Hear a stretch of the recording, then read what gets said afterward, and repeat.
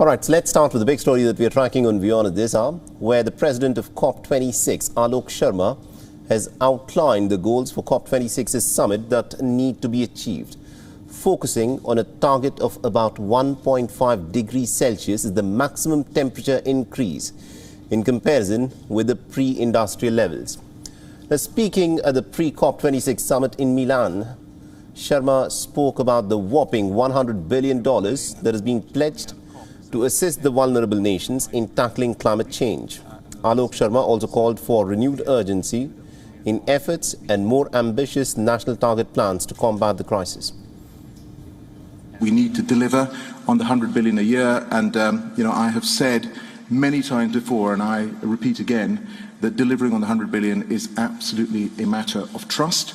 And of course, at this COP, we also need to start the discussion on what comes in terms of post-2025, but I think the delivery on the 100 billion is going to be vital, and that's why we are putting together a delivery plan together with our colleagues in the German and Canadian governments. Striking a pretty optimistic tone at the end of the final high-level meeting ahead of the climate talks, the US climate envoy John Kerry also said that global targets to slash greenhouse gas emissions are indeed doable. Kerry also said that more than 40 ministers who attended the pre-COP26 event in Milan were engaged in discussions to make the Glasgow talks a success. This is doable. The bottom line is, folks, that as we stand here today, we believe we can make enormous progress in Glasgow, moving rapidly towards the new goals that the science is telling us we must achieve. The IPCC report and the synthesis report of the NDCs indicate that we have to achieve somewhere in the vicinity of a 45% reduction over the next 10 years. And this is the decisive decade. So we still have 30 days to work, and we will continue to work. All of us, all the ministers here were extremely collegiate and serious, and everybody is engaged in this discussion with a view to trying to make the COP a success.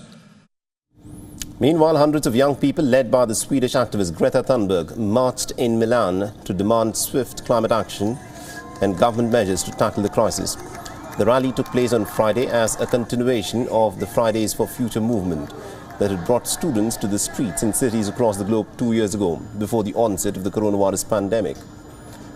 Greta Thunberg was in Milan as part of the official United Nations gathering for the youth version of the COP26 event, which is expected to see the participation of nearly about 400 people. She slammed climate ministers on the very first day of the Youth Climate Summit for their inefficient efforts in combating the global crisis.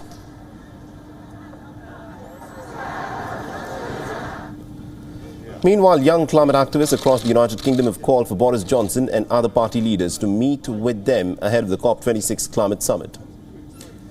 In letters to the Westminster leaders, the group of 33 campaigners said that the United Kingdom hosted United Nations meeting represents a critical juncture in the global fight against the climate, and greater actions need to be taken to achieve significant goals. The United Nations Conference of Parties or COP26, which will be held in Glasgow from the 31st of October, aims to achieve ambitious climate action across the globe. It will also be focusing on mobilizing financing and protecting vulnerable communities and natural habitats.